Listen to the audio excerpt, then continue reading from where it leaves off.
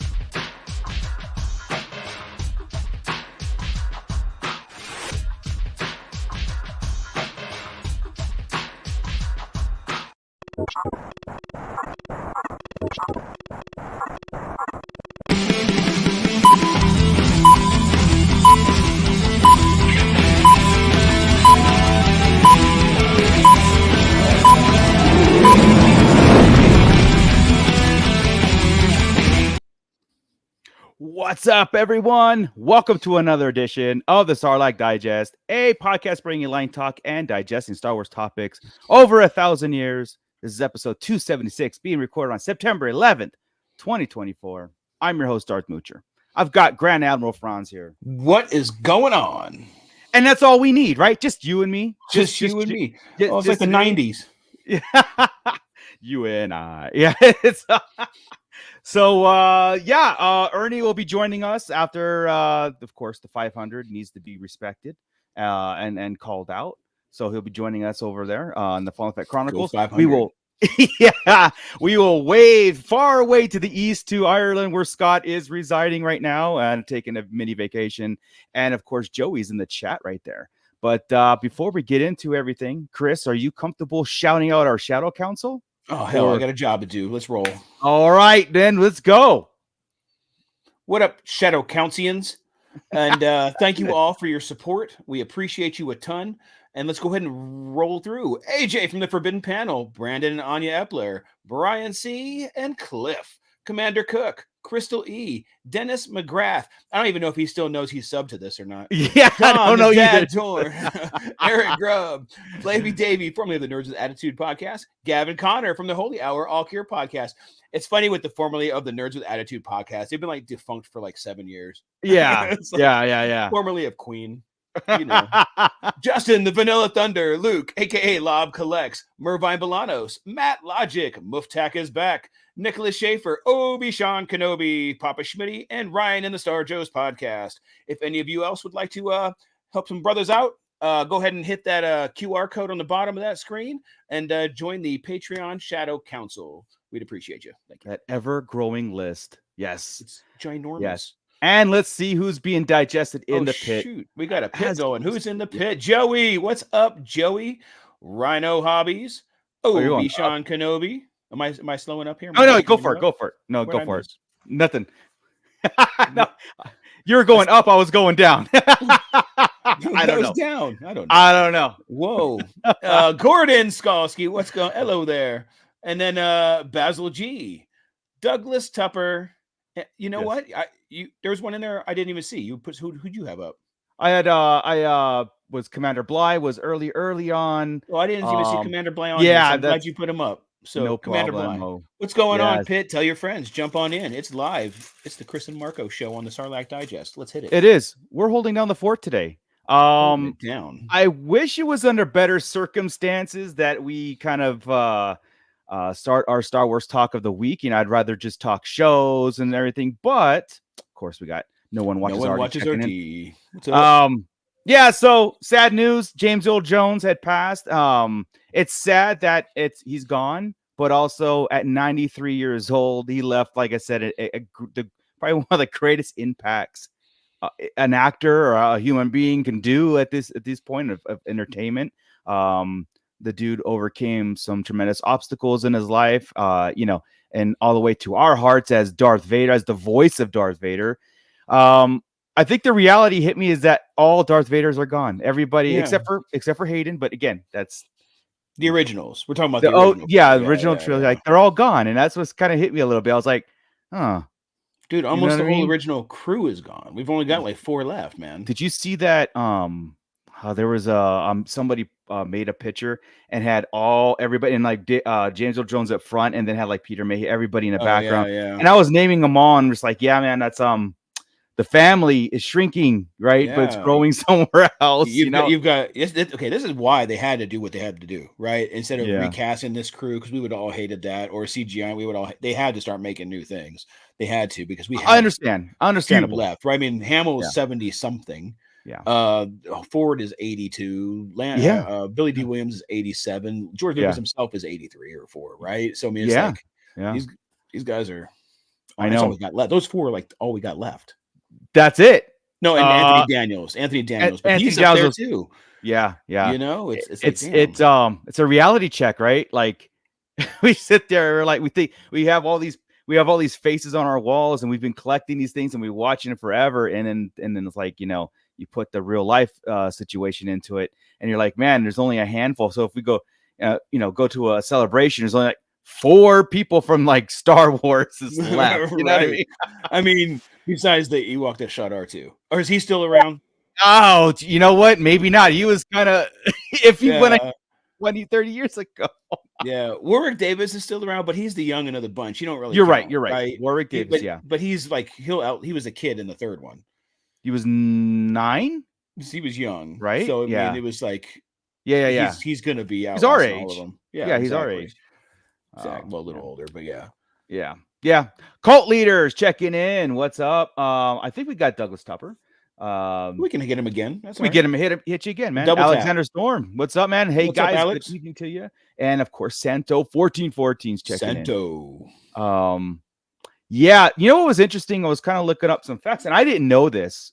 Originally, not now in the special editions, I didn't know James Earl Jones wasn't credited in New Hope or Empire as the voice of Vader. He was credited in Return of the Jedi, not until the special editions came out where they put James Earl Jones as Darth Vader, the voice. I didn't know New Hope, but I didn't know about Empire. And I guess the reasoning was he didn't feel he contributed enough for a credit. You know what I mean? For his 2.5 hours of voiceover work. yeah, right. So it was like kind of humble on his part. Like, hey, look, do this. I'm glad you said that, because I always took it as a should I be in this? I'll do it for you. There's always I like your angle better. Let's go with that one. I don't know where I heard the other one from. George, leave me out of this film. Yeah.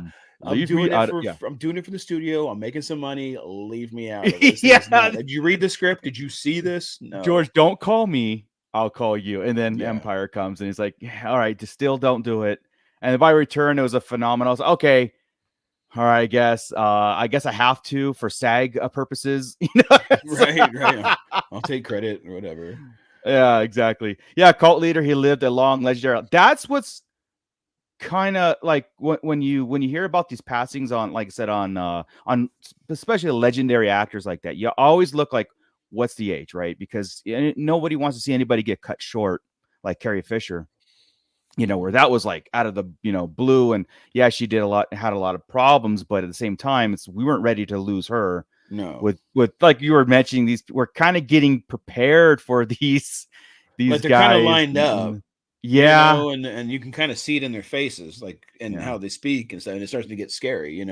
We don't see George Lucas talk a whole lot, but we've seen Lando, Billy D. Yeah, Billy D, just keep he's laughing, still, man. He's still that's there, the but yeah. Like I said, he's he's getting just older, keep man. laughing. Yeah, Brother's 87. Yeah.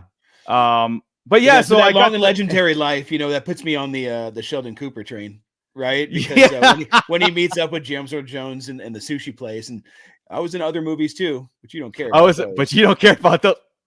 No, I love it. I love it because it's kind of the same way. Yeah, you're even Mufasa. You're in the Sandlot. You're tons of other things, but tons of other things. You're on my arm. As I'm concerned, that's the voice. That's the thing, right? Yeah. James Earl Jones was on our radar, of course. Like, yeah, of course you did a whole bunch of other stuff that we all love and everything. But at the same, but you're near and dear to us because he's that Darth guy. Vader. Yeah, I mean, you are Darth. Everything we do is based around that voice, and that look, right? The helmet and that voice, and that's Star Wars. That's why it trips me out when they announced that encyclopedia, and they didn't have Vader on the front, and it was old man Luke on the front, right? And there was some Vader in the back, but it was half Vader, half Hayden, and it's just like, gosh, the Vader silhouette is Star Wars. No matter where you put it. If you ever asked, like, if I was tasked to do, like, hey, come up with a Star Wars montage of just whatever, Vader's front and center. That is the icon of Star Wars, of any character, no matter what. Yeah, and to make those kind of decisions and be okay with it, we're not okay with that. Yeah. So it kind of trip. I'm sure somebody's kicking themselves right now. They're like, oh, we really should have put Vader on the front. Ooh, maybe someone's put the wrong sticky note. This is the front of it, and that's the back of it. You know what I mean? Right. No, it's man. Well, let's check in here. Gordon Skalski, such a legend. First time I saw James was on Tulsa, Doom, and Conan. Yes, the Barbarian, as he scared the shit out of me too, especially when he killed Conan's mom. He killed his mom, and the probably most sad and epic way. I love that movie. What was his name in that movie? It's not Crom. Is Crom in the? I have to revisit that. Correct me if I'm wrong. Oh, Gordon, you probably right there, Tulsa Doom. Oh yeah, Tulsa Doom. Crom was the destroyer, I believe. I don't know. I'm getting my my Conan's mixed up. Yeah, look at you getting all your stuff. You were like Conan. Right now, I'm losing it. Rhino Hobbies. Will Lucasfilm continue using James Earl Jones' voice with AI? The answer is definitive yes. I do know this for a fact because he did sign and gave permission, unlike someone else that we'll talk about in a minute here. He did sign and gave permission to use the AI, in perpetuity, right? So forever. And it showed when they redid Rogue One. Remember, because they redid the voice in Rogue One. Oh, was it Rogue One? Yeah, I think they redid it, and it was him. I missed it. I didn't know it was him, but no. I'm sorry, not AI yet.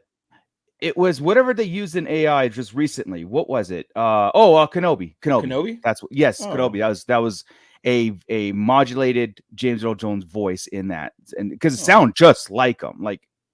See, and there's so many voice actors, and I was trying to think through Rebels and everything. Was that wasn't James Earl Jones? Every time we saw Vader, just the first time we saw Vader. Yeah. Because it was off on Rebels. It was off, listed like a slightest. Oh, see, and I was like, somebody like that, we could handle it. I mean, we might catch it, for a half a second, But with Kenobi, when it worked at Kenobi, I was like, we're okay. Like, as long as that's what it was, and man, we are good. But yes, I did read and I did see that he had an actual interview, and he said Lucasfilm to have ultimate permission to use it. So he was AT&T. Also CNN. Let's not forget Coming to America. Of course. Yeah, Tulsa Doom. Thank you again, Gordon. I kind of hand in my Barbarian or my Conan card a little bit right there. So yeah, it's okay, dude. You have that's plenty right. of cards. Crom is God. That's right. Crom is Conan's God. That's right. That might have been able to bring you back a little bit, to be honest with you. From The knowing about line. Crom, Yeah, and then yeah. oh, okay. That might have helped you not knowing it. because I do know my stuff. You do but too much. sometimes it's too much. Something leaks out. You know what I mean? Yeah, So- I'm glad to see that, because that doesn't normally happen. And I'm like, good. yeah. Oh man, Dr. Brantley, welcome, man. Hey, one of my favorite posters is Empire teaser with Darth's helmet floating in space. So iconic. I love that one. I actually have a reprint, probably like a third or fourth copy of that poster. Yeah. Alexander, talk voice could never be. His voice can never be replaced. Such a big relief for anyone worried about that. Yeah, I'm actually glad, because again, how we just mentioned, like, you know, all of Vader's are gone in real life who played him in the original trilogy, but to know that we're gonna still hear him synthetically is kind of reassuring. And if there's ever a situation too, yeah. Maybe our last hope would have been Andor season 2. Maybe that's something that they held on to. Okay, I don't, you know, but like that last, we don't know. Yeah. No one watches already. I often wonder in my strange mind, what if Orson Welles voiced Vader? Yeah, because Orson Welles was slated as the original. The voice he was thinking about, but he wanted James Earl Jones. He wanted something darker. Yeah, I mean, like, bassier. Yeah, bassier. Yeah. He said them both, but yeah. No, I actually like. I think I was talking this with Alex and Dr. Brantley was saying, like, you know, if we had Orson Welles and then we had it like through our thing, and then someone said, hey, James Earl Jones was up for it. We're like, no, that wouldn't work. It's Orson Welles is perfect. You know, look how he did. I try to Unicron. put Orson Welles' voice in it every time I hear that interview, and it doesn't, and we've seen it a lot lately. It's too proper. I think he's got a bassy voice, but he's very it could have worked. It could have worked either way, but again, James Earl. I mean, James Earl Jones has a robotic type modulated voice all by himself. You know, commanding. It just worked. And to think that he was a stutterer, you know, and he took acting classes for the stutter, and look what he did with that. Yeah, it's crazy. See, now put right. Oh, sorry. Go ahead. Oh, go ahead. Yeah. Let me say hit Joey's real fast. Let's not forget he was Eric Roberts' Taekwondo coach and best of the best. Yes, Vader was a martial artist. Yeah, that's funny. Leave it to Joey to bring up any old school 80s karate. Anything. Movie. He's the one that still figure out that show. I still can't remember the name too. Yeah, you think I'm bad with like pop culture stuff? Joey and I probably can have a really dangerous tag team on a 80s trivia. Yeah, 70s, 80s trivia. Yeah, like pop culture. All right, who did you want me to hit? To no one watches already about Orson Welles being Unicron. Yeah, put Unicron's voice over Vader, and I know your point is we've known nothing but James Earl Jones our entire lives, right? And you switch it. Even with Unicron's voice, it doesn't always work for me. You know, like James Earl Jones's voice would have been better as Unicron. Yeah. Well, on Unicron, it was very overmodulated and it had that very deep voice. Because it makes it like it's vibrate. It's trying to make it bigger than it is, right? Because he's the size. He's supposed to make it like that. You know, that's why. But still no. I'm not in. James Earl Jones is the best. Exactly. I mean, again, that's our staple. That's our staple. Mr. Brantley, if you ever heard the radio dramas, they used Brock Peters. Oh, Admiral Cartwright in Star Trek 4 and 6 as Vader's voice. He's not terrible, but it didn't sound right. I know that if they ever try to like you mentioned Rebels, right? And I know that watch it, we just kind of just buy into it and it works in a way. But if it was something that we are like really studying it and stuff, like if, for example, if they did not use the AI James Earl for Kenobi, I think we could tell, because I remember coming out of there going like, dude, was like, because Rogue One was very old sounding James Earl Jones, like a very it was aged. You could tell all these guys are aged when they speak. Yeah, it was a little rough, right? And then when Kenobi came out, I'm like, wait, how did James, like, how did he go back to like that vibrant Yeah. 80s voice? But The same thing they do with Luke to soften him up. Same thing. Yeah. Because Luke has an old man voice too. You can't. Yes. Yeah. Mark Hamill can't be Luke and young Luke anymore. Yeah. You know, and that was kind of like sort of my problems with the sequels a little too, because it didn't sound like Luke anymore. He sounded like the Joker. Like or just Mark Hamill. He just wasn't. It wasn't Luke anymore. Yeah. Mark Hamill become a person. That's right. You're right. It became not Joker, but Mark Hamill. Yeah, he'd become a person. Like Harrison Ford's not out and about yapping. You know what I mean? He's still to me the character a lot of times. Yeah. I just whatever character he is, Yeah.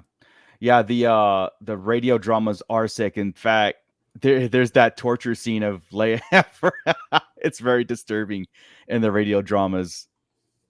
I've never listened to the radio dramas. Do you remember I think you showed me the was it the audio? Okay, was it the radio drama or the audio when Leia was captured and Vader came in with the probe droid and stuff, and they had like a 5 minute of Leia being tortured. Like they recorded it and heard it, and we're sitting. I was like, it kind of turned on here. Wasn't with me. Wasn't with okay, me. Not it. Totally different, Chris. Then yeah, totally different. No, man. Yeah, the radio dramas are stuff. Sorry, I brought that up. Mando Mike is checking in. What's up, man? Hey, Scott Solo is checking in. Hey, Scott. It's early over there, I think. Yeah, Luke like sounds 4. much later too now. Well, Luke sounds good though. I'm buying into it because they're tricking us with it, and I think it's working. Yeah, I think that what they're doing is making it really soft spoken. Luke is the thing, and that's right. He's like soft spoken Luke, yeah, because the music behind him is always mellow. He's real zen. That's what drives me nuts. It's a little too calm. Like what are we doing here? Oh man. Just past 4 p.m. 4 a.m. Yeah. You're on our time still. Yeah. Oh, they are. The radio dramas are available on YouTube. Cool. Yeah, they're good stuff. It's a good time to good treat yourself to a little bit of old school Star Wars. I'm always about OT anything, right?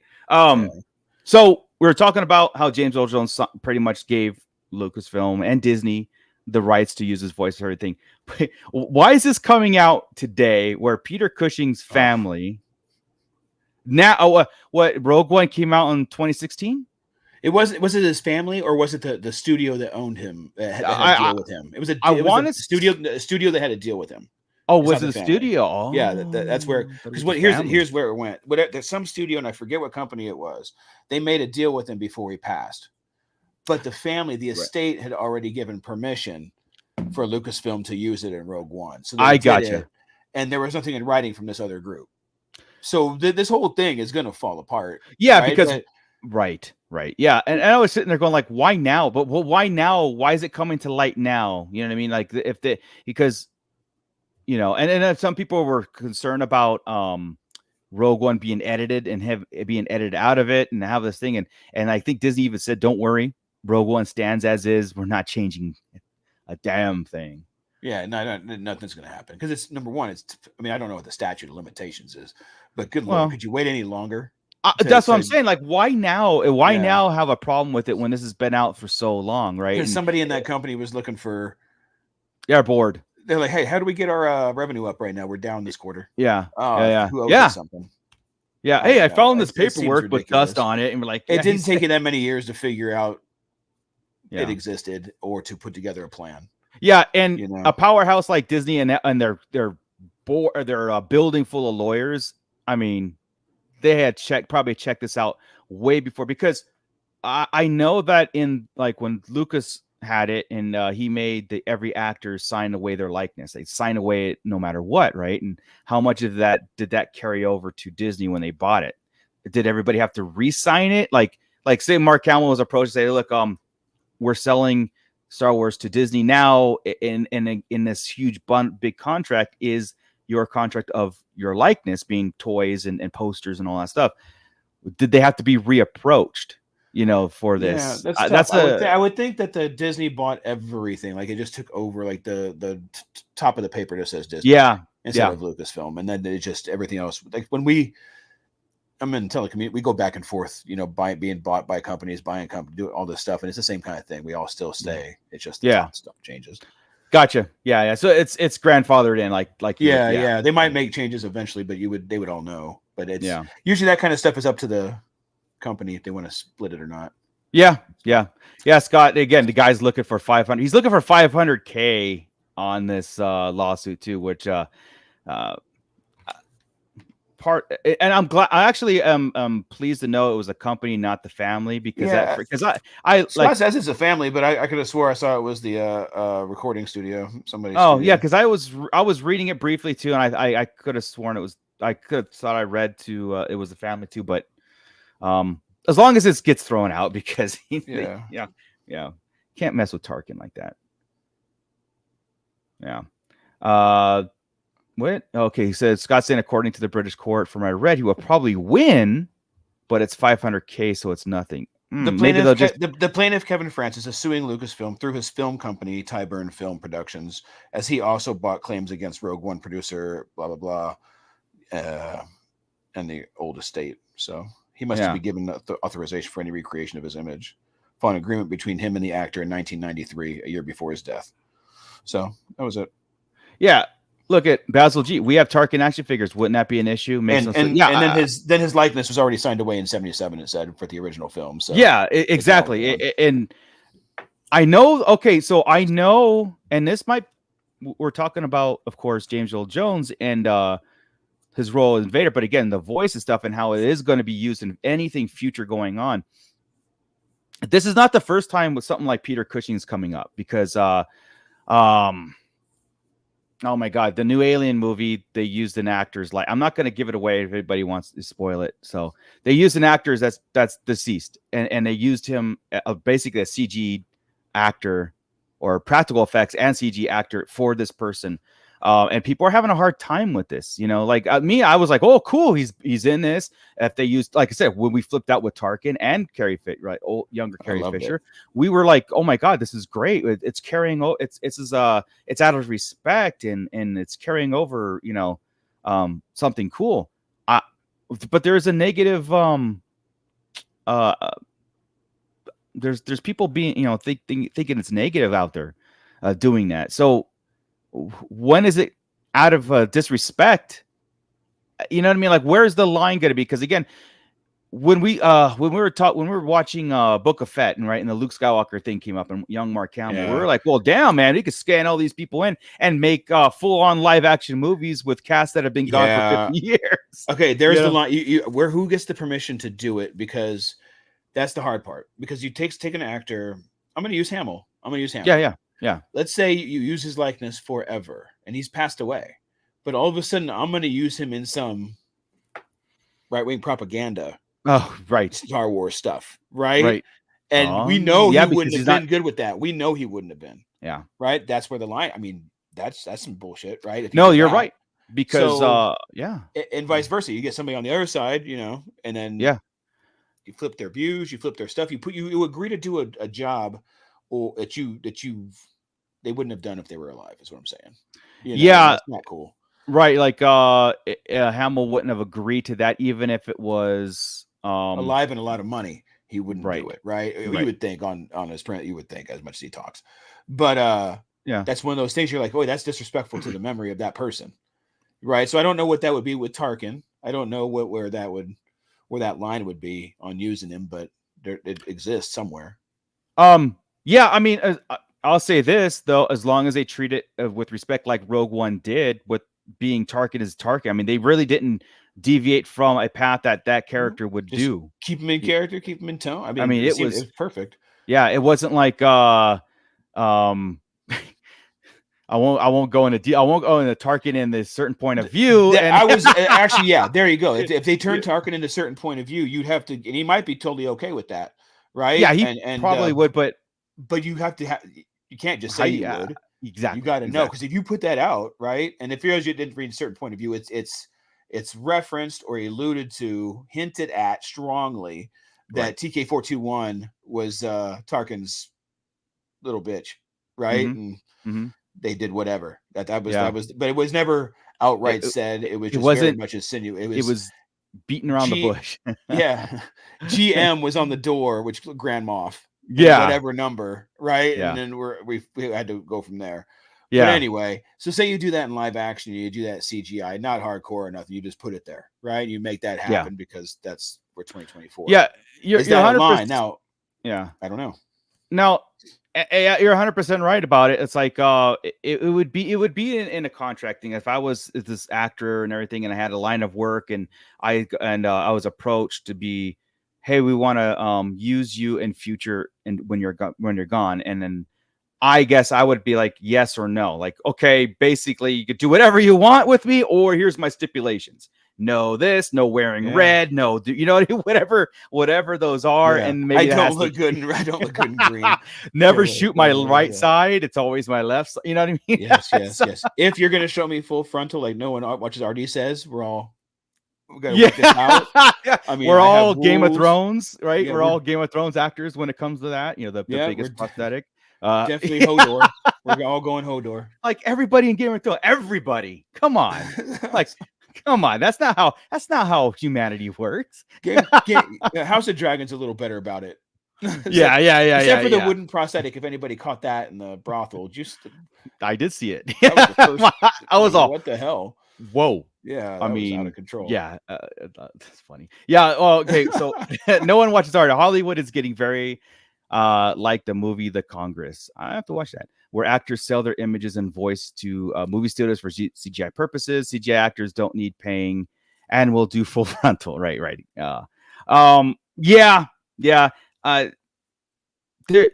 It's always been I mean, that's been a thing since CGI has been like a thing in Hollywood, right? Like how realistic, where's these rights? And I think but we're to the point now where I could be sitting here without sitting here, dude. I'm telling you, like, well, what was the last strike about? Basically, it was to protect the creators and everybody about AI stuff, right? It was I mean, not all about that, but it was in there. Like AI, it's still a big conflict. Like we don't want it to take over because there's real people doing real things, and I don't want to depend too much on CGI actors, even if they're long gone, because it's almost 99% serves a fan service anyway, and it's never to like kind of like tell us a good story moving forward.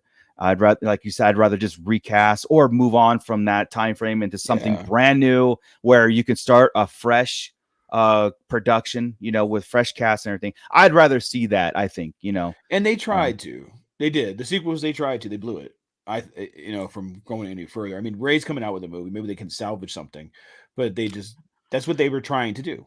Yeah. That Rebels, which is an exact copy of the original crew, basically, right? Just a Disney version of them that they're trying. That's the crew they need to stick with, really, if they're going to stay anywhere in this universe. Stay with them in the Mandalorian. But really just go back and get away from it. I agree. Again, put my hat in for the Old Republic, and it's all there. Just explore it, but put the right people in charge. You know, that's subjective, I guess. Yeah, I was just gonna say who's the right people. I know. Nobody knows. It's we have the devil we know right now. We don't know who we don't know. Exactly. Things could get worse. I know. I see that all the time about like, Disney just needs to stick to great stories. And I think, well, I mean, we talk about some great stories and people are still bitching about it. Like, let's walk it through. We got a minute. Let's walk it through. Rogue One was their first big thing, right? Rogue One was a win. Yeah. Right. Force Awakens in general was a win, dude. Yeah. I know we bashed the sequels, but I don't TFA. That it's 8 movie, and 9. Yeah. And it's really 0.5 of 8 and 9, you know. It just didn't land. It didn't do what it was supposed to do. But anyway, Rogue One, a complete success. Force Awakens was a complete success. I mean, it really got people reinvigorated in the franchise, a brand new cast. You know, we were all excited, dude. The Chewie We're Home was one of the most exciting things I've ever been. Like whoa, like immediate tears, like nothing even. Just the emotion hit, right? That was perfect. That's what we knew. No matter the movie, the marketing for it was right there for us. You know, everything was hitting good for those two movies where it's like a great start. And then you had TLJ again, the divisiveness. Yeah.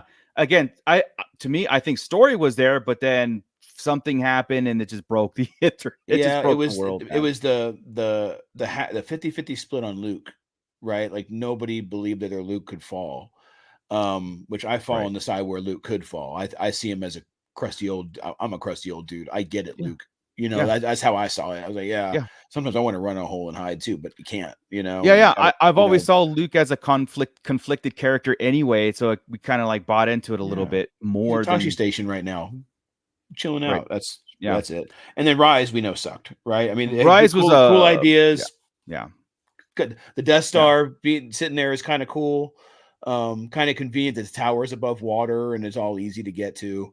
yeah, yeah. Um, here and With there. We got to Solo, see Lando. yeah, Solo was great, man. Solo was a win, Solo dude. was great, but it wasn't received well. Like it was, and I do believe It's because because nobody people watched just it. didn't watch it. Yeah, I think Yeah. there are still people who haven't watched Solo up to date. Right. You So know, I think story wise, then Rogue One, TFA, TLJ. No, not TLJ. TLJ kinda. TFA and Solo are wins. Rise had yeah, a yeah, bunch of holes. TLJ needed that 18-minute or that 18-hour scenario gone. yes, Right. That yeah, whole plot point and yeah, giving us a time frame and yep. knowing that they had to go across the galaxy. We have I know. maps, people, across the galaxy to Canto Bight and across Yeah, the galaxy back and make some crazy ass maneuvers, all while a Star Destroyer is chasing this ship. yeah. Right, 18 hours of this. Yeah, it was. You know, what are we doing? I don't know what we're doing, but what got Right. me when I So was watching it was Rey and Kylo. Those two characters is the one where I was like, yeah, all right, let's win. get back to that. Let's just get more of Yeah. that. You leave So, Kylo on the screen for all three of these movies. Kylo was a huge piece of the yeah, lore. Now I love 100%. Kylo. Kylo Ren's Yeah. great. So all those live actions are cool. Then you got The Mandalorian. One, phenomenal. Hmm. Two, pretty great. We had Luke, Yeah, right, come even back, and yeah. that was out of control. I think two was better than one myself. Yeah. Yeah. It's just the thing with getting Grogu in the beginning, right? Just having Grogu show up, that was that magical piece. But yeah, so Yes. but 1 and 2 are awesome. Yeah. 3 I think is awesome. I love 3. I don't I liked all of Mando. I yeah, I do. don't And in fact, I was actually revisiting season 3 the other day from the beginning, and I'm just like, this is such a great ride, you know? yeah. And I know it does, like, all the way through, it hits a bump, but it doesn't stall it. And to Yeah. me, that bump is that just that one episode, because it's kind of a off. It was just the energy was off on it, and then we Yeah. get back to the Mandalorians and the save dark saber and everything like that, and then it finishes pretty epic. But again, that bow tie at the end was like a whirlwind wrap up. But no, and I was kind of like relieved on that. Just to go off a tangent on Mando for a second, but Yeah, I was let's kind do of it. relieved though in a way that they're wrapping up, because then it's like, okay, I'm not second guessing or what's coming next. And I had that Yeah. excitement of like, what can they do now where everything is like brand new now, you know, after that Yeah. season 3. So yeah, I don't mind season 3 as much as a lot of people do. Again, No, I love it. one I episode, and it was just an energy thing. It was like a beat hit and then or a miss, and then it picked right back up at the end of the episode. And it's the yeah. the I Jack mean, Black and episode. that's people complain about because it like took the eyes off of Mando for a while, but I mean, That's okay. it was Mandalore. It was finishing up Clone Wars stuff. It was giving us a history we've of got these people that Omid we've again, wanted like, forever long. or You got Dr. right. Pershing. Yeah. You got Dr. Pershing again, but we got to see a mythosaur. We were on Mandalore after the bombing, seeing it turn to glass. You know, Yeah. what was Yeah. there not to love about that entire season? And I don't know. I dug that one a lot. Yeah. What do we got? Boba Fett. Okay, there's a swing and a miss in there. There's a lot of cool things to watch about Boba Fett, but then Boba Fett's story, like the story of it, Yeah. falls flat. Not the flashback, but the present to me is what doesn't work. The flashback to me was kind of good. It made sense. I liked that part of it. I didn't love it, but I liked it. But it was a very visually appeal. It has some great, probably some of the greatest characters ever to be brought into live action in Boba Fett. That makes it like, this is Yeah, I awesome. mean, you But got it's you got Boba cool Fett things. You himself. got Kersantin and Cad Bane and the The damn riding twins. a Rancor and the twins, right? I mean, really good stuff. There were really good stuff in there, dude. But you know what the Yeah. problem with it was? We talked about Tamora Morrison. There's just way Yeah, too it much said of Boba it. Fett and his motivation as the present, Yeah. not the Sand people, but it just See, falls that just bugged me because he goofy was for me. unmasked the whole damn time, dude. Like, Yeah. there's too much Morrison. There was There's no not enough mystery Boba. anymore. Yeah, and I get maybe that was a purpose to take the mask off and unmystify this character and bring him, you know, as it's Yeah. I don't know if that was the goal, then they succeeded on that. You know what I mean? But for us, I think it was more like I'd rather just have him I'd rather have Boba Fett as a background character. I'd rather have Boba Fett as the Chrysanthemum character and this be about somebody completely brand new. Yeah, if that makes sense.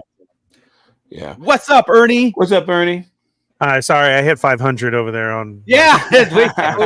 Hey, I went over there, Celebration. unsubbed and resubbed just to get that. Thank you. Thank you. Algorithm Get the numbers up. Yeah. I love it. And we gave that shout out already. I love it. Every week. Yoko apologizes for keeping me over there. Oh, no worries, man. We're knows almost done. You guys shunned her at the thing, and you were upset because she stole me away from here, and she knows it. She felt it at the show. So yeah. That's why I didn't go. Yeah, that's why exactly. That's why Chris didn't go. Yeah, that's what she said too. She was like, "Wasn't there somebody missing?" And I was like, "Yeah, but I think it was your fault." I said she's doing it just like the Beatles. Yeah, Moocher. She went to get the chair next to Moocher, and from across the other side, Scott kicked it and held. Yeah, you kicked it across. Yeah, yeah. I could see that. No. And she was like, locals only, you know. Right. And then he told her something like, "Go sit with the 500 people over there." Yeah. Whoa. Yeah. This is this table's for 500 plus. Yeah. He was like, "You guys can't sit here." And I was like, "All right, that's fine." Yeah. Never, Ernie, never. I didn't go. But let's catch you up here real fast, man. We talked about James Earl Jones, of course, you know, and Vader. Yeah. And the reality of, like, I mean, again, not necessarily being sad because he lived an amazing life and he lived a pretty long life. And it was the fact that now we look at our original trilogy Vader and they're all gone. Like, they're all gone. Yeah. Like, there's no more Vaders. Correct. You know what I mean? It's like all we've got left are 3PO and Luke and Lando and Han and so honestly, Lucas. I knew that. I know Scott was gone, and I knew what the conversation was going to be tonight. I did run long over there. It's been a real crappy month at work, busy. I didn't want to extend that more because I am sad. I am. So I'm like, okay, I can hop down at the end. Like, and when we did jump, so we can shift over because we were in the middle of what is Disney doing right. Like check. No. We're at the best part because we're on Boba Fett. We're talking about Boba Fett and how nice. Yeah, you're right. Yeah, maybe it was good right. You came in right. You came in right at the moment. Perfect. We were because I'm we're sad like, about win. Oh shit, Boba Fett. You know what sucks, Chris, is I am sad about all of the loss that we've had and everything. And some of this new generation doesn't take it like that anymore, like we do. Like you're saying, that was all our Vaders and like that. Yeah. He had an amazing career. Everything was done. And it's like, God, that sucks. And I saw somebody who actually posted and was like, oh, not somebody else missing somebody else because they're gone. And I'm like, whoa. I know. Like, really? Like, yeah. We grew up somebody with else, people. Like, right. Somebody else's comment was, you still have all the movies that they did. And I'm like, the times sure have changed the way that people are growing up with. The reality is like we live in this planet without that person anymore. Like right now we're sitting there going like this. Look, like we're living. George Lucas gave us Star Wars. We that's the creator and everything. But he's still living. He's still doing his thing. It's almost like still walking around in his flannels. Hey man. Showing up in videos just because he's not in our lives, just because people are not in our lives, like physically, you know, or maybe we know the maker's still here, right? It's just the fact, like I'm living, they're living, and then when they start getting plucked, It's like, well, the world is getting smaller and smaller and smaller in our little circles until we're all alone, and that's when your heroes start dying, you become mortal. Yes. That's how I felt this week because there's been a lot, right? And it's like, damn. We're getting so old, and like you said, all these people are gone, and the movies that we grew up with him. So you know, amazing career for everybody who we lost and everything. But let's talk Boba Fett.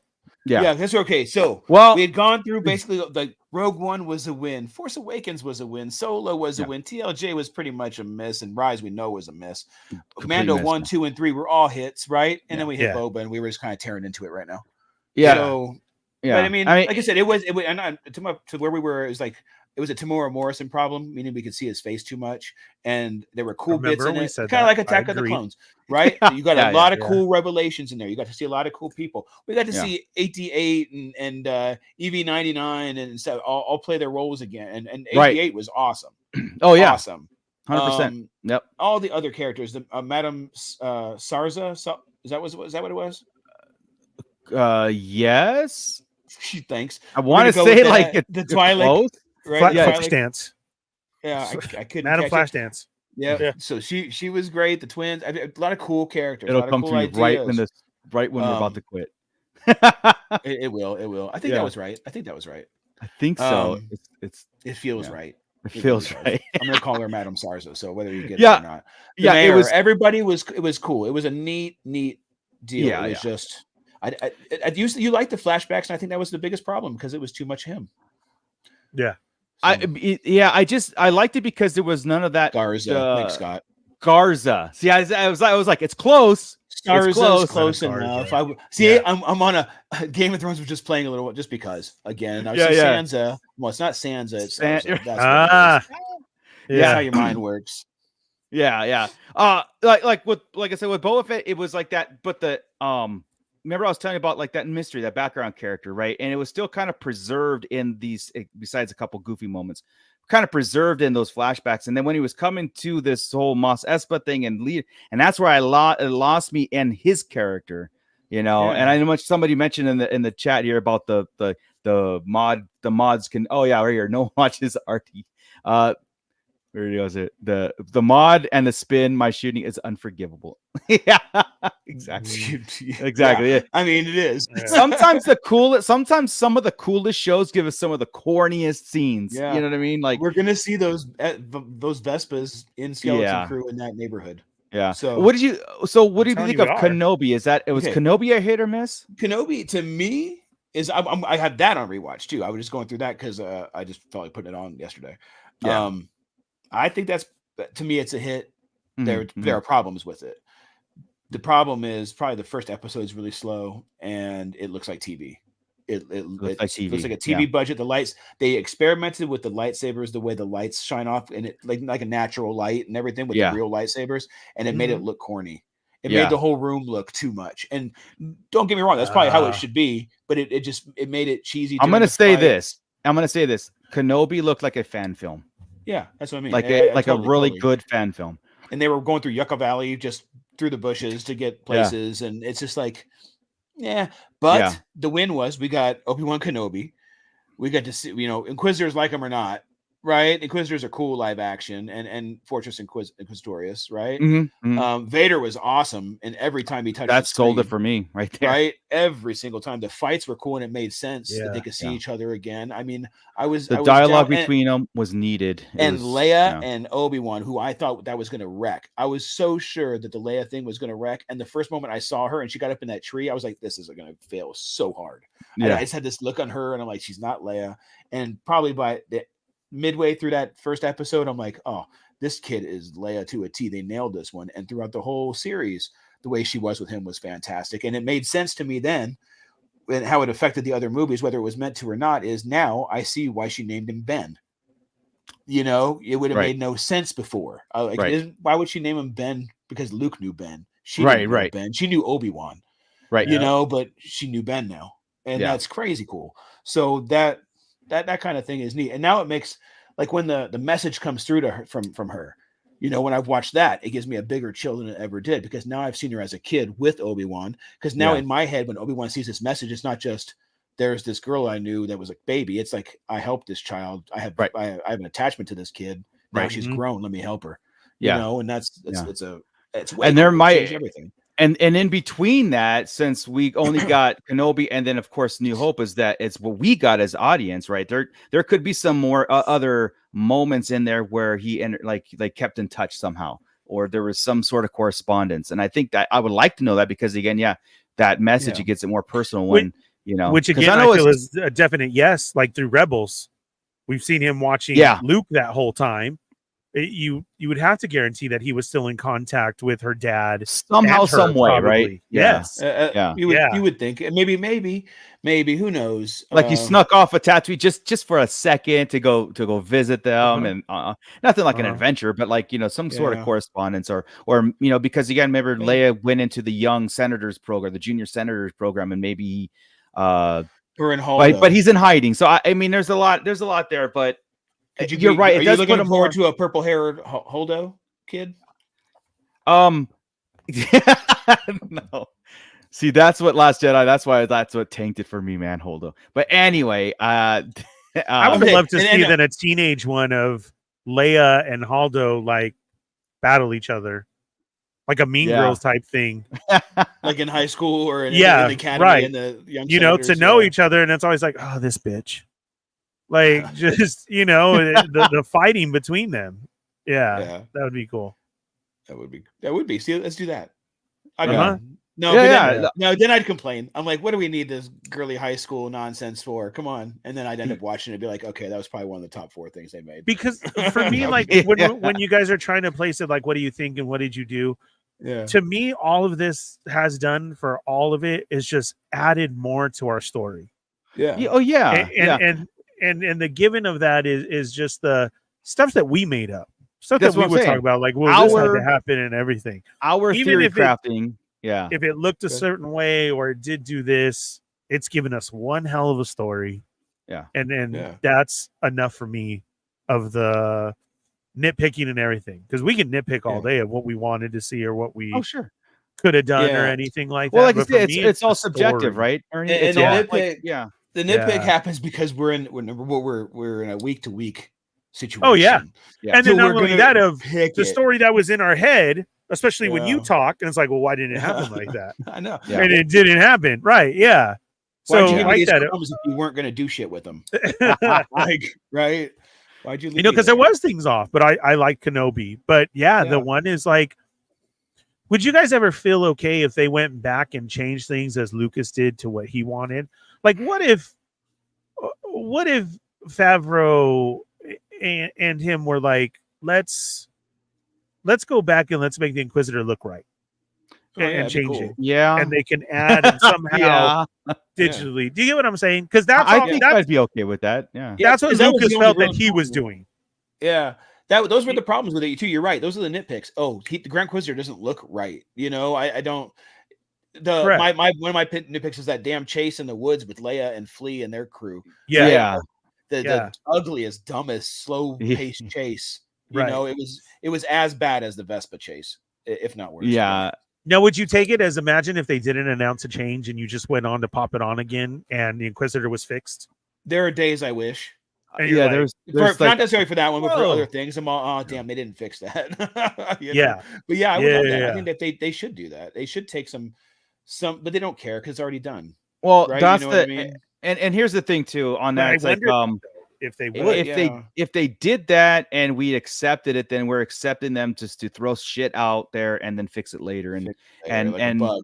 Put a game out half cocked and then they fix it with bug fix. Right? And as I said, we're always about quality over quantity. I think Basil is talking in chat too. Is like he's fine with one show per year as long as the seasons were longer, maybe. And I had that idea of a Star Wars show, which they would just kind of like give us 3 episodes of this, 10 episodes of this, but it's all under Star Wars, and so you can have like, for example, a Kenobi. If it's not a season 2, but it's a extended maybe 3-part whatever of Kenobi and Maul coming in the fray or what. I'm just throwing that example, but something like that. And then this overall like kind of segments that you do, I think that would work pretty damn good. And it gives Disney a reprieve on not trying to invest in millions and millions and millions of dollars into a long format storytelling. They can segment things and tell these things proper. Well, not proper, again, that's subjective, right? But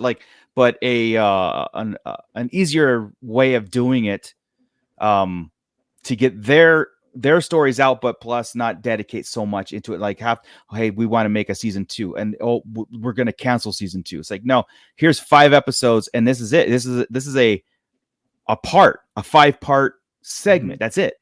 It ends. And then if you want to do it, you do another whatever, and maybe you can piggyback off it, but it won't paint them in a corner, is what I'm saying. It's like it gives them that ability to just run make a story at a time. And if you're going to do a second, don't make it a season 2. Just make it something like Acolyte. It's not Acolyte anymore. It's right.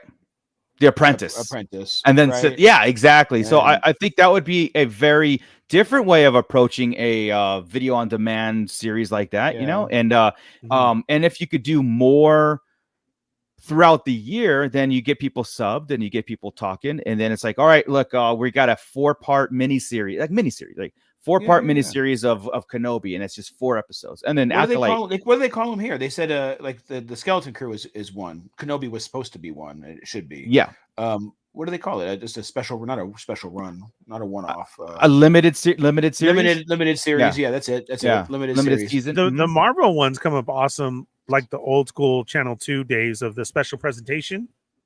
You know, they show the logo in like that. Yeah. So I would definitely take cliffhangers. Exactly. Yeah. Don't end the season on a cliffhanger. Yeah, unless you already have another show lined Right. up. Right. Not season. It's another show. Right. Yeah. Yeah. All right. Cool. Well, so Kenobi there. What was next after Kenobi? Was it Ahsoka? Ahsoka. Ahsoka. Ahsoka's the last, or no, then Acolyte. Yeah. Andor. Okay, Andor. Andor is a win. I mean, whatever my feelings about it are or not, it's fantastic. It's great. Yeah. It looks great. It's the most well acted. It's the best written. It's probably the most stunning TV. And it's well received too, as far as like a win. It's received in the fandom too. So yeah. But I mean, that's what I mean. I'm a fan. I'm just trying to be, So I don't like it as much as everybody else. No, but we understand your But I do. But I understand how great it is. I know. The actors, the acting, the writing, and the look. I get it. If you give me a piece of paper and like a bunch of papers and said, okay, this Star Wars show has Vader hallway scene. This Star Wars show has a run and gun type smuggler one, and this show has whatever. I'm gonna go for like Vader first, and then Force for this, and then Jedi this, and then smuggler. You know what I mean? I know my order of what I would love in a Star Wars show, and I know how that hits certain people. Right. So I totally understand where you come from on Andor. Like I really do. You know. Yeah. And I love it for the aspect that you just said, because it's well done. It's cinematography. It's just a beautiful shot, well acted, and that's why it looks like Rogue One. Yeah, right? And like I you love could slide Rogue it One. right next to it, and you're rolling. You're cool. Yeah. That's pretty crazy to do with a TV show. Yeah. Right. Ahsoka. I mean, I love Ahsoka. I love Ahsoka. The only thing I don't like about Ahsoka is real quick Andor. Real quick though. Yeah. Oh yeah. I loved Andor for the fact that we finally had Star Wars different, and that's why I'm excited for Skeleton Crew. Yeah, it wasn't falling into our characters or books or anything. This was a story of Rogue One. Like, how could we change this? The character was interesting, and it's giving us a whole different look of Star Wars, from the apartment to him living with his mother to the way that stuff is done, the behind the scenes of it. Like, our world of Star Wars is so much bigger than what we always think that it is, right? Like the funniest thing that I always think of now is the how many stormtroopers did die on the Death Star? Like, how many people were there? Like, that thing was huge, and everybody's like, yeah, exactly, right? Like, yeah. And then I feel like Andor gives us a shot of that. Like, there's so much more to this, of the Empire showing up and recruiting you, and what people feel and everything like that. That I think is amazing, and I hope that's what we get out of Skeleton Crew, is this different world of our Star Wars. Yeah, even though it's suburbia, let's see what happens. I was hoping you wouldn't even say it. I know, but we're gonna like see this. it. This is a side adventure that happens to be in the Star Wars galaxy, and I think that's where the thing is. And I really do.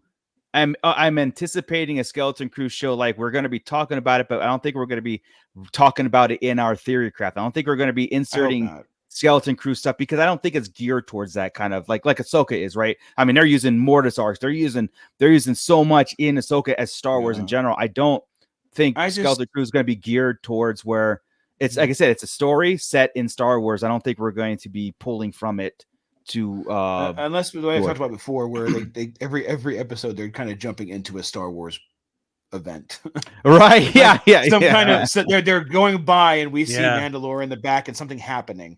We go by, and we see the Purgles, and we know what's going. They just have to be going through the time frame. As long as they don't interact with it and change that's fine, be right? Cool. You know, like a Forrest Gump type of thing, or everybody's interacting with everybody, but Yeah. But Ahsoka, to me, again, I don't. There's some hate out there on Ahsoka, which I don't understand. I really, because I loved every bit. Like I said, the only thing I had a hard time wrapping my head, but I'm okay with it now, is Sabine. That's it. Like her being a Force user. That's it. Same. Dude. I'd rather she just be a great warrior, a Mandalorian warrior with great skill. Doesn't have to be. I don't know what they're thinking there to throw somebody in like Sabina, who's kind of like in our head was this other person. Now she's like a Jedi, and it's like it's weird. It's weird, maybe. I don't know. Yeah, because now it's so weird because now, oh look, Grogu's the first Mandalorian Jedi guy since Mandalore. Oh wait. Oh yeah. Wait a second. Yeah.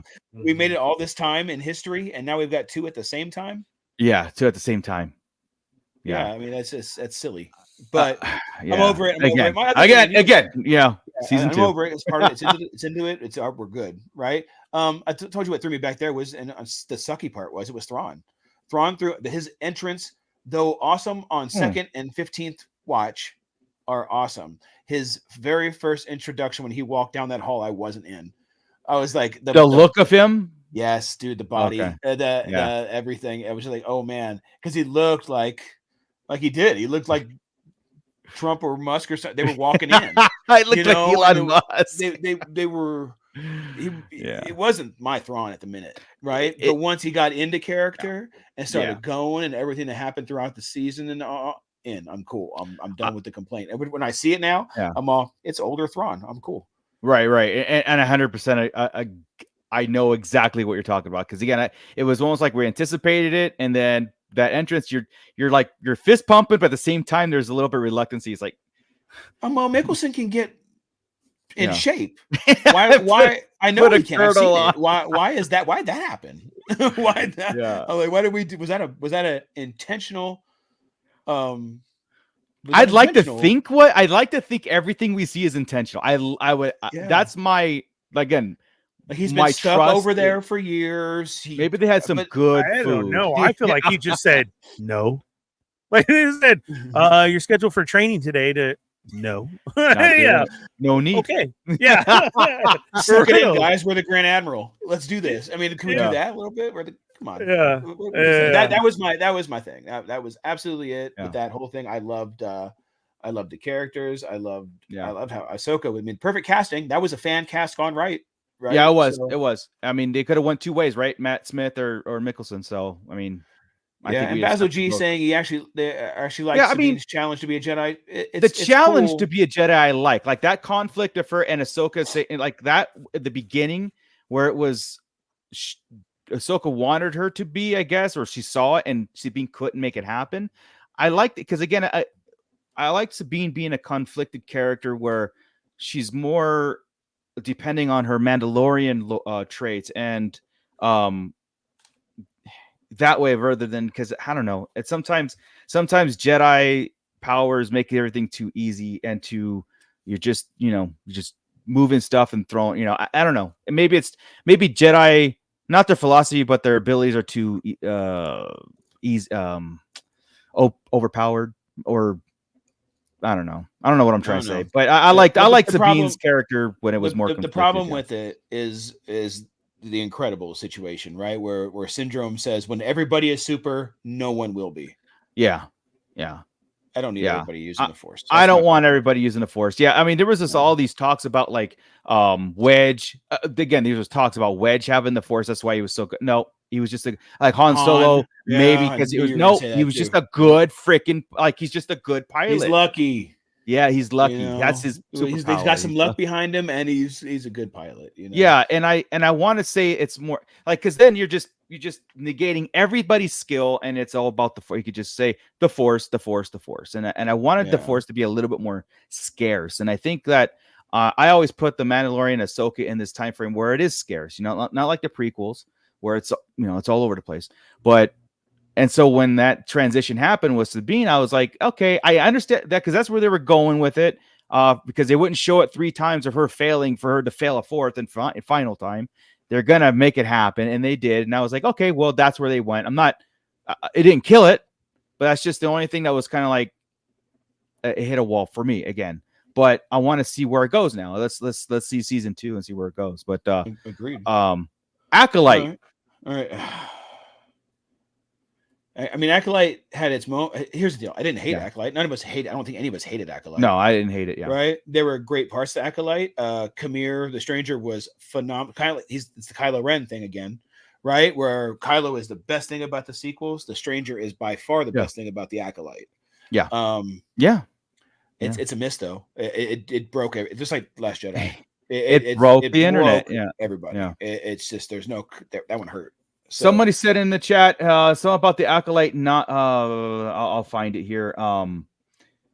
But I agree, and I don't think it was as bad as it was made out as to the be. Internet made it out. Right, agreed. Yeah. But I mean, right off the bat, I had problems, and it didn't Yeah. get better. The villain was cool. That story around that was cool. Everything around him was cool. Some things about some of the Jedi were okay. Yeah. But if they were on Coruscant, garbage. Yeah. If they were near Venestra, garbage. Yeah. If it was anything outside Kamir, really. Yeah. Osha, right on Osha half the time, either she was Osha or May. Right. So, depending on the episode, she was good as one of them. It was never both. Right. She was good as Osha. She wasn't good as May. Like whenever she tried to be mean, it didn't work. Yeah. And then when it reversed and they went, it did the same thing. Yeah. All of a sudden, I believe her over there again. I don't believe her over here. Yeah. And that's weird. How about you, Ernie? Where were you on Acolyte? Was it a win or a miss for you? Some of it was difficult. I felt like it was two different shows. Mm. It really was. Of you're saying of the Stranger part and everything, that was great. And then you had this other scenario going on behind it. And I was like, can we get back to the Stranger stuff again? Like, I want to know more. And after this, like saying that there is no more. Okay, give us a Stranger show then. Let's find out his story, because you could definitely finish. We did have a beginning and end with them. We saw the twins, what happened, and who they chose. There you go. Like that was it. Now show us him, and let's do a story of that. And it's kind of like your thought of these runoff shows of give us a story, and then that's about it. There it is. It's perfect, right, dude? Like, break it down. You have the Acolyte. Okay, Acolyte set up. Now you have Sith, the Apprentice, which is a 5-part, and it goes through Kamir and Plagueis, right? And then maybe having Kamir breaking off and doing the Knights of Ren, and then Plagueis looking, and then having him and Tenebris fighting out or doing whatever. And then you have a 5-part series called The Sith Lord, where Plagueis gets Palpatine and his journey, and how and the new plan and the dominance of politicalness rather than being a warrior. I think that would be absolutely perfect. And I think you can look at the Acolyte with people will look at it differently then, knowing those things are setting up these avenues, and you can quickly off screen or in a crawl, wrap up the other, whatever. Osha died here, or Venestra Venestra was jailed because of her secrets. Done. Yoda force choker in that meeting. We just I was just gonna say that. Yeah. The opening scene is the same one of Yoda sitting there, but his lightsaber lights. And that's it. And then you're like, oh, Master Yoda, what are we going to do? She does that. Please. Yeah. And that's it. Like done and said. It was there. And so, there's always stuff to take away. And is there always misses? Yeah. So I felt like it was two different ones. It was cool. Give me more of the Sith and let's go from there. You can continue that story. You can probably even throw it in some more bath scenes. Let's make everybody happy. And there you go. Let's see some buff brought back into Star Wars, because I got to admit, that also brought in the first big Jedi. I got to be that dude for Halloween. You never saw a big Jedi, and homeboy was up there. He was representing for me, and I'm like, yes. So that's fine. We got big Jedi, and we got bathtub scene. That's cool. Right. We're bringing it all walk of life. It was odd, but again, I don't hate it. It was decent. A C is not a fail, so we'll give it a pass. So here's by the count so far. We've gone through all live action. 3 out of 5 were okay in the movies. 7 out of 9, maybe 6.5. Kenobi was iffy, right? Out of 9. So we're probably about 10 out of 14 right now, where hits versus 14 misses. That's how I see it. How we see it, right? So now let's go to this is better now, because now we're in animation, which to me, animation is kind of the wheelhouse, like DC would be, right? Right. They did do really well in it, you would think. So let's start off with Resistance. Miss. Miss. Okay, let's get it out the way. Resistance That's is a miss. I tried multiple times by a mile. I know I think there's 1 or 2 fans in the pit of Resistance that like it, and good for you. I want to the like it all. slapstick, the time frame, the story that went nowhere. It's just like really. I like the little cameos, but it was yeah, trash. it just didn't go anywhere. It didn't go. It didn't go anywhere. Yeah. Ernie, anything on that one? No, no. Resistance is the only one that I will crap all over because I just couldn't, and we tried. And to be fair, we made Scott watch sorry, the Scott. last. Yeah. we made Yeah, Scott Did, but and it didn't get better. Yeah. I couldn't. I just wanted to sit here and have Joey go ahead and talk the whole time. And go ahead, Joey, tell us about Resistance and how bad it is, because then it was like, yeah, that's fine. Lead the way. Yeah. And Like the pit is even agreeing, man. Like Resistance, like even Basil, great concept, poor execution. Yeah. Yeah. And it was cool because now we were in that new time frame. Yeah. Right. So you've messed up 2 of the 3 movies and the cartoon. Yeah. Come on, in that time frame. Now Exactly. I'm gonna do this out of order. Real quick though, I can see what they were going for. This slapstick old cartoon and everything. It was just something did not fit. Something did not go. It's because that was the first really animation that Filoni was kind of involved in that they say is for kids, but was for adults, right? Like Clone Wars is supposed to be for kids. It ain't. Rebels is supposed to be for kids. It ain't.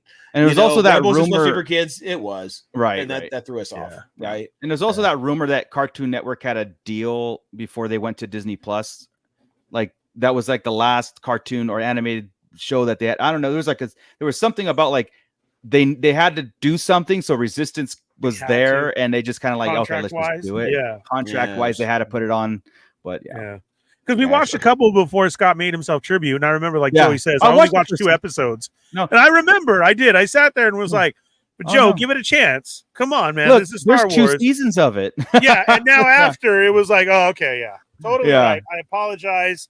Sorry, Scott. Thanks, Scott. But yeah, there we go. All right." Let's go to Bad Batch. Let's do it as a whole, okay? Because we're gonna have to do Rebels and Clone War a little bit, as a whole. So Bad Batch as a whole, what do you think from start to finish? I mean, I can't argue it's a big success with the fandom. The fandom loves Bad Batch, Agreed. To me, Bad Batch is 50-50. I don't know if I can say it's a hit or a miss because it had some cool things, but it was, to me, a lot of it was boring. And then those moments were cool, but I don't think it finished. I don't think it did anything to propel any kind of talk. Like when do we ever talk about Mount Tantus anymore? Because again, it didn't do anything with it. They just, I don't know. Right. I don't know. If you had I guess maybe I lean more. If I had to pick, I would say a hit. Yeah, I would say. But I'm not happy about that. I'm not how about happy you, about Ernie? How about you? It was cool to watch. It was weird to hear about this other clone unit, right? And they were special and everything. And I was like, okay, I was on that. But then honestly, to say that Boba Fett has a sister when he's supposed to be the one, like, and we in 3 seasons didn't do anything. That with just it. gets into the right. Like we didn't have the meat, we didn't have nothing. It was that ending was very cool to see her older jump in and take off. Like, okay, we did get a wrap up, right? Yeah. We got a wrap up on a lot of stuff, which was cool. But for me, that was one of the big ones was, dang, are they going to meet or are they going to say something? Because all this time it was always Boba and introduced to us as, the only one not modded and brought up by Django and blah, blah, blah. Yep. Right. And then there's her. There seemed to be something there, but they didn't give us they're insinuating, but okay, so what is it? Correct. Right. The only way is, I don't know, maybe they were thinking there was going to be a season 2 of Boba Fett, and or maybe they're setting up something there. In the future. The Asajj thing is where I would put the Asajj thing. Yeah, the Bad Batch did exactly what it said. That's what we said. The problem was we had theory crafted the shit out of it to put it into the path. We tried. We really tried, man. The path, really Quinlan, because Asajj showed up. All these things were supposed to go that way, and I still think it's going to. Right? I really do. So that's probably the problem. But what it did was it showed us the Bad Batch fall in the beginning of season 1. Right? What happened at Order 66, which and it was great. Order 66 again. That was phenomenal. Yeah, it was great. We go through this whole thing. They've sorted themselves through it all. They helped save this kid. raise this kid, save these clones, destroy this plan from the Empire, Yeah. and they think, right? And now they kind of go on their own way, and that's the end of Bad Batch. It really did close up every thread that it needed to, that it started. Yeah, the things yeah. it created can get, because the Asajj actress saying there's more to come, Right, is what keeps me hoping that Yeah. we're going to get this.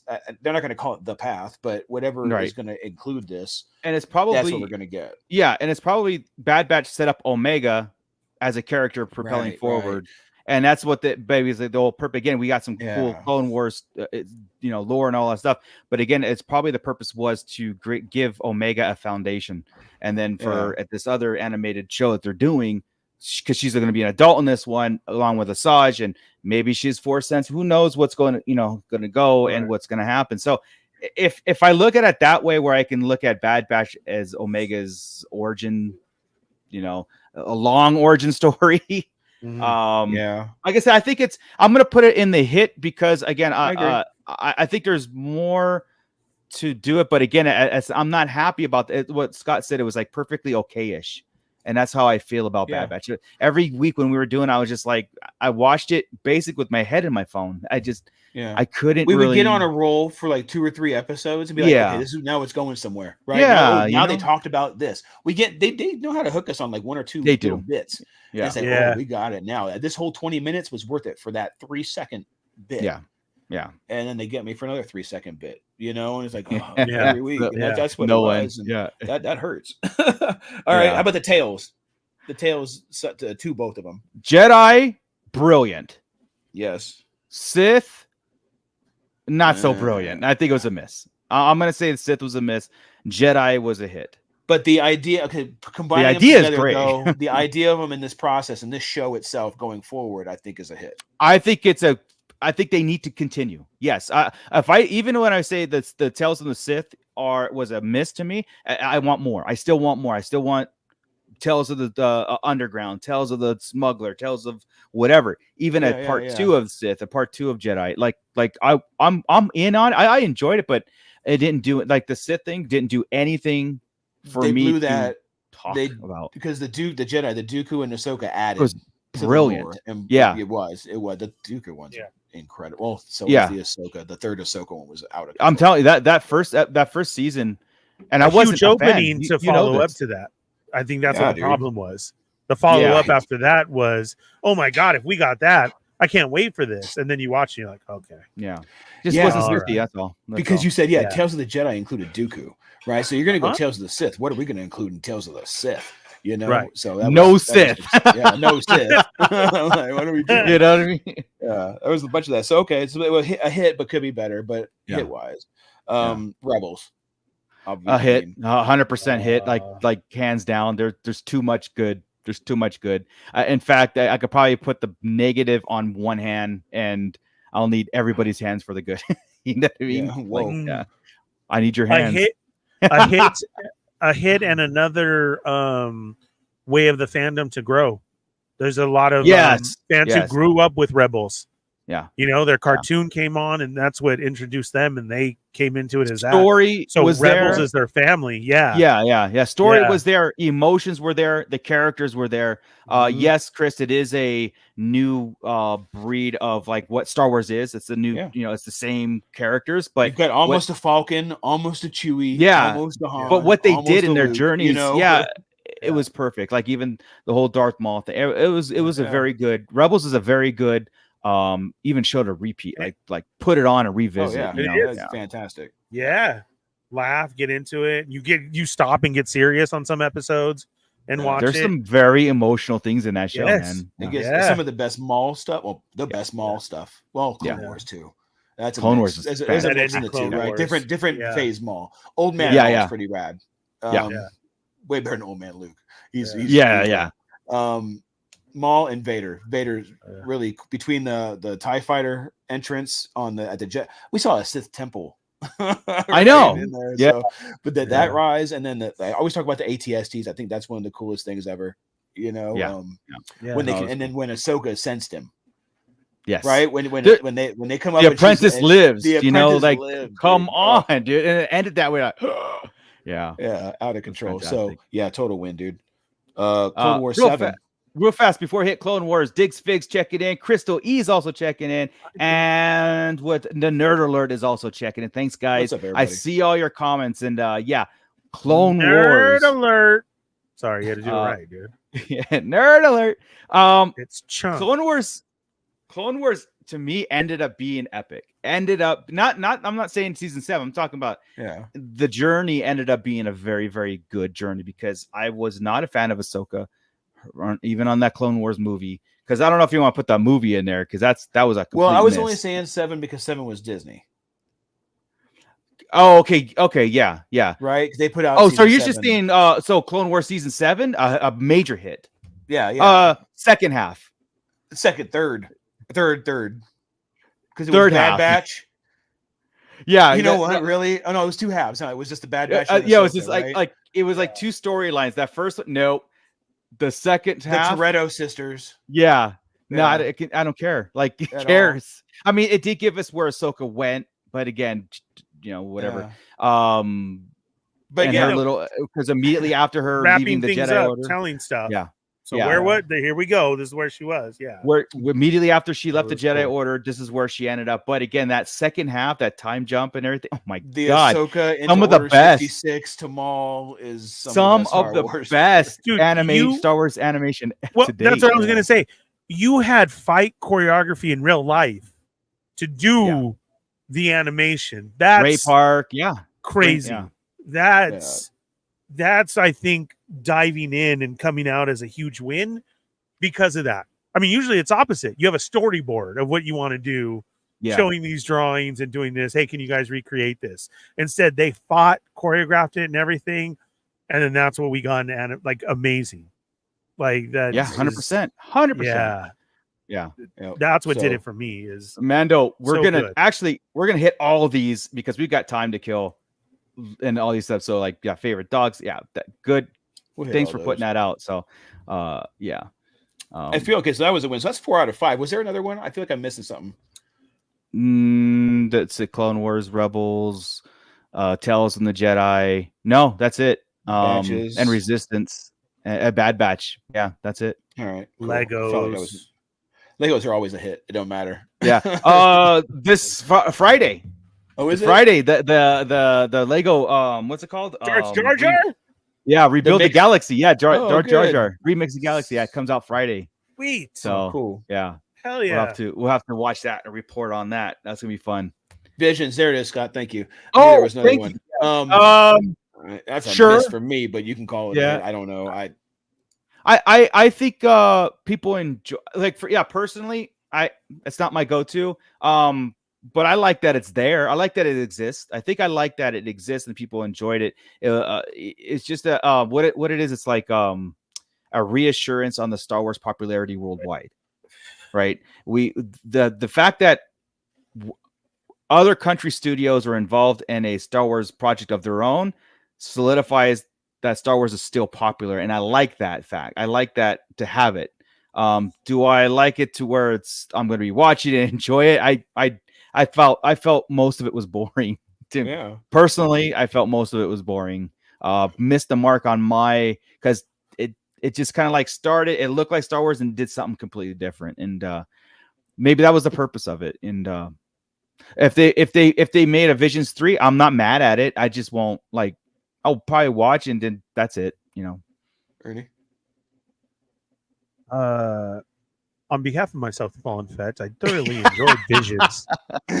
Being able to give my critique and watching them on screeners was a great added plus to give my thoughts and knowledge into this brand new Star Wars universe that they showed. And I cannot wait for a season 3 to become available as well. There you go.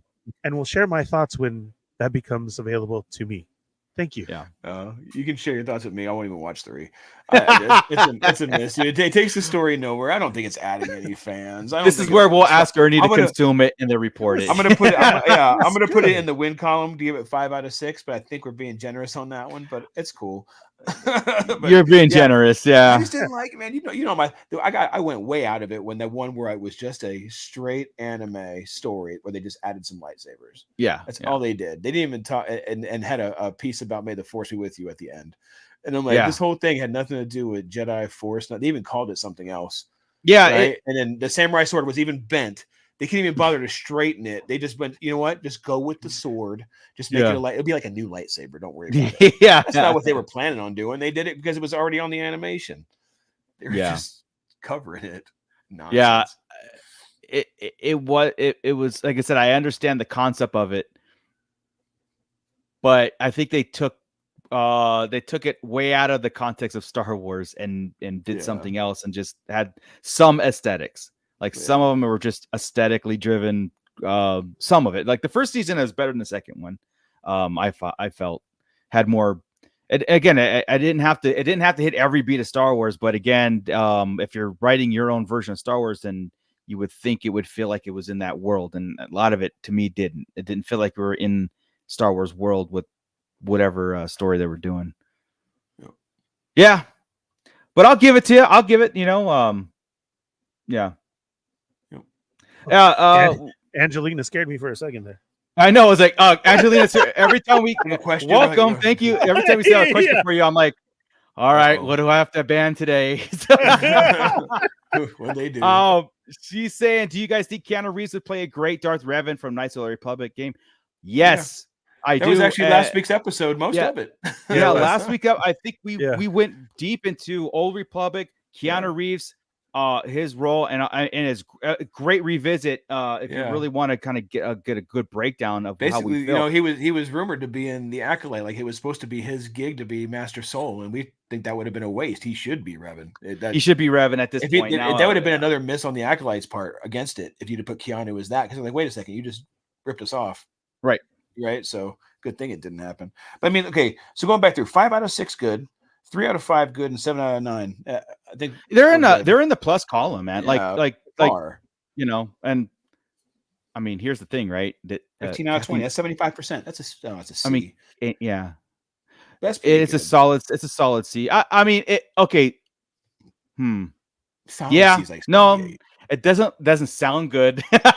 It doesn't when you say it that way, right? But 15 out of 20 just sounds better when you don't do math. That's what I'm saying. Because I was a solid C student, you know what I mean? So, and I know what that entailed. Yeah. It was like passing, very extraordinary lack of effort. But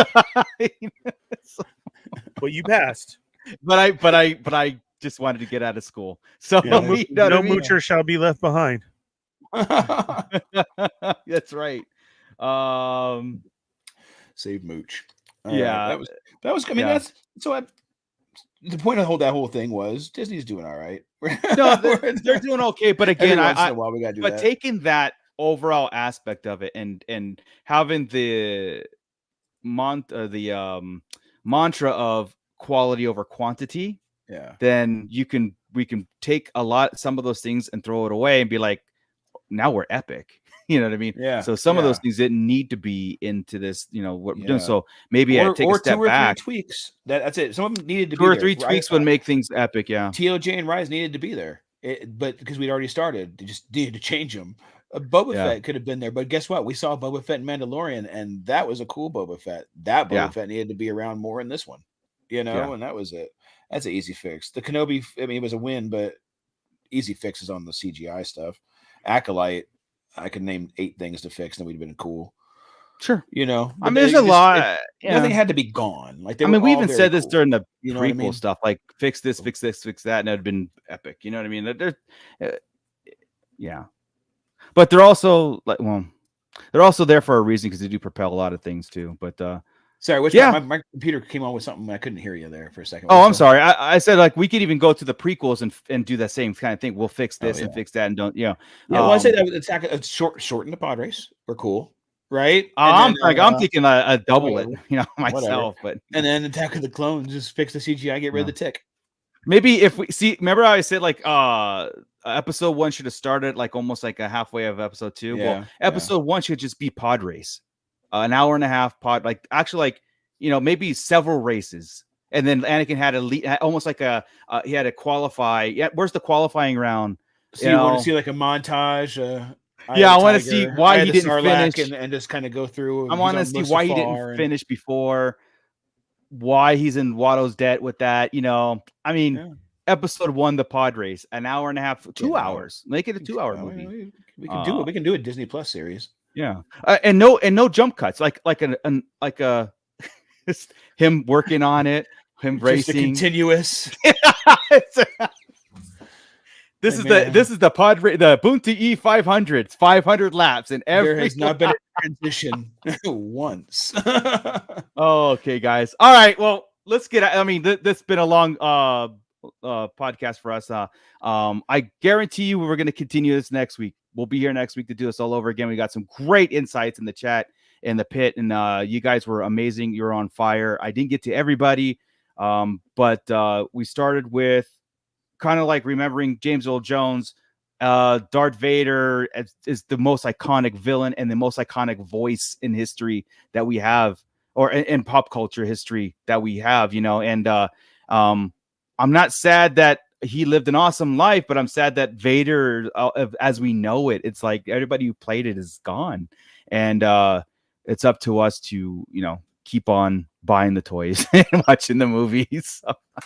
But yeah, and that was fun to do, like an overall Disney's just quick reaction on a report. Yeah, we done a report card based on money and ratings and stuff, right? We use numbers, but that that reaction walking through was kind of fun. Yeah, you know why? Because sometimes when you talk through it, sometimes it's either worse than you thought it was, or it's like, you know what? Yeah, I could see it not being as bad as I thought. Like I said, you revisit Book of Fett, there's a lot of cool things. There's a lot, like I said, there's more things in there that you go, wow, this is so good. Like, this is so Star Wars, it's so good. But then, but yes, stuff. But so good, Book of Boba Fett. Yeah, yeah. Scott, the history of Ben Quadraro from the Pit Crew. And Mando, yes, we saw the 7-foot Halloween decoration of Vader. I'm waiting for. Yeah. Because as soon as I find it, he's going right there. Forget Halloween. He's just going to live right in the back. I saw a YouTube, like a quickie, because it comes out of it. It's pretty cool. It's a regular saber in hand. He doesn't need the pumpkin and the Christmas tree. It's like just a Vader. But you get to put the pumpkin on it. It's a great. He's just going to be right there, dude. What's going to put? I know. I don't care, dude. Let's go. The second I can find him. All right. Can we have a build party at your house? Yes. The answer is yes. A build party. But with food? We'll barbecue, watch Star Wars. We'll do it. Yes, we'll put the pod race scene on repeat. We'll put it on 0.25 speed, so it's slower. It's like a 35-minute version. It's real slow. And Quadraneros. And then we'll go upstairs until I can pass Marco's 1942 score. Yeah, have you yet? No. Have I tried every day? Yes. Did you really? But I am the Miss Pac-Man champ right now. So. Oh no! Okay. All right. I gotta play 1942 again. Remember, the goal is not to get the high score. The goal is to keep you from getting it. Yeah, I know. I'm way off too. That's so bad. I'm sorry. Yeah. It's all right. All right, guys. Well, let's get out of here again. Thank you so much. Like and subscribe. Of course, tell a friend. Before we get out of here, you know what? Sorry, I meant to say this. If we'd have done books and comics the same way we just did the live action and cartoons, it would be slanted the other way. They're really, really not as great. You're right. In the EU, in the canon, as they were. EU I trash a lot because there's a lot of contradictions and stuff. They were big epic events in the EU. Right? There are no big epic events besides the High Republic, and the High Republic is kind of a snooze. So it's like we need some big epic events within.